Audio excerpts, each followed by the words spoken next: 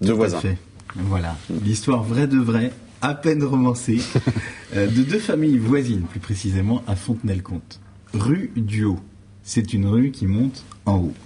Et dans cette succession de maisons de lotissement, il en est deux que l'on croirait jumelles.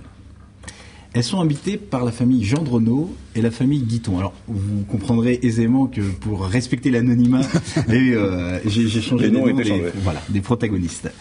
Et quand on regarde ces deux maisons, je dois vous dire qu'on tombe en plein championnat. Ces deux familles font tout pareil, seulement toujours plus haut, toujours plus gros, toujours plus fort, toujours plus cher. Des jaloux, des envieux. À savoir, quand monsieur Gendronneau décide de planter un malheureux petit sapin, eh bien, monsieur Guiton plante une allée de séquoia. Quand monsieur Gendronneau installe une fontaine, monsieur Guiton veut un moulin. Tous les deux la même voiture, l'une diesel, l'autre essence. Quand madame Gendronneau change ses rideaux, madame Guiton refait toutes les ouvertures. D'un côté, deux fils élevés sous vide, chemisette Vichy. De l'autre, trois filles, 100% savonnette, bifluor Colgate. Vous l'avez compris, la compétition est lancée. Chez ces gens-là, on passe son temps à ses pieds. Et justement, depuis 2 jours, je dois vous dire que madame Guiton est à ses carreaux. Elle fait semblant de regarder, mais en regardant, l'air de pas regarder, mais en regardant tout, en ne loupant rien d'une miette. Parce que, du côté de chez les Gendronneau, ça s'agite. Chacun s'affaire à ses affaires. Du côté Gendronneau, on part en vacances. On est dans les préparatifs. Monsieur Gendronneau montre bien qu'il nettoie la voiture, qu'il l'a chargée, il l'asticote, il vérifie la pression des pneus. Tu vois, fiston, le niveau d'huile, c'est ce repère-là. J'espère qu'on va pas tomber en panne. Attention, c'est lui qui a chargé le coffre. Chaque chose à sa place, de la place pour chaque chose. D'abord, sauce tomate, légumes, salade, thon. Ça fera ça de moins acheter sur place, parce que là-bas, en Italie, c'est plus cher, dit madame Gendronneau. Les valises bien entassées. Les enfants, je vous ai mis 4 shorts, 7 slips, 7 chaussettes, pas plus, parce que là-bas, en Italie, il fait chaud. Allez, au lit, demain, départ aux aurores, on part pour l'Italie. Effectivement, madame Guiton, elle est dans son lit, et à 4 heures du matin, elle entend la voiture des voisins démarrer. Non, elle résiste à la tentation. Surtout ne pas se lever, ne pas les voir au carreau. Elle reste allongée, elle entend la voiture qui part, puis plus rien.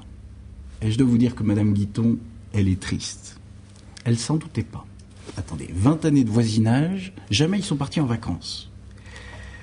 Là, faut avouer qu'ils ont été pris de court. Alors elle rumine sa vengeance. Tiens, l'année prochaine, ils partiront eux aussi en vacances, ils partiront à l'étranger, puis tiens, eux, ils partiront en avion. Ah oui, mais seulement pour les vacances, faut un budget. D'ailleurs, madame Guiton, elle se demande, mais alors... Non, elle ne leur connaît pas de famille, pas d'amis en Italie.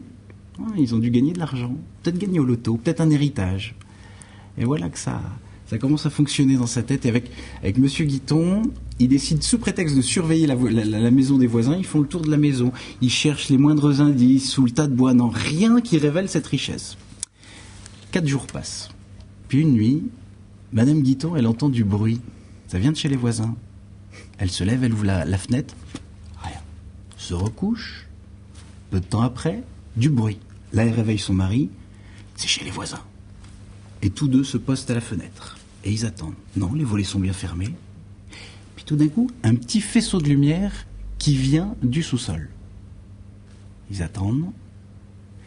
À nouveau, un autre faisceau de lumière. Là, monsieur Guiton dit, non, on n'appelle pas les gendarmes, ce sera trop tard quand ils vont arriver. Le voleur, c'est moi qui vais le saisir. Il prend son fusil de chasse, il s'en va, il force la porte du garage, et la stupeur, il voit toute la famille Gendronneau, les parents, les enfants, en train de manger et jouer. Et au sous-sol. Au sous-sol. Aussi surprenant que ça puisse paraître, pour faire croire à leurs voisins qu'ils étaient partis en vacances, monsieur Gendronneau et leurs deux fils avaient fermé les volets, dissimulé la voiture dans le garage et passé 4 jours au sous-sol. Nous vivons une époque moderne formidable. Et comme dit l'autre, chez ces gens-là, on ne vit pas, on triche. Ouais. Histoire vraie. Histoire vraie.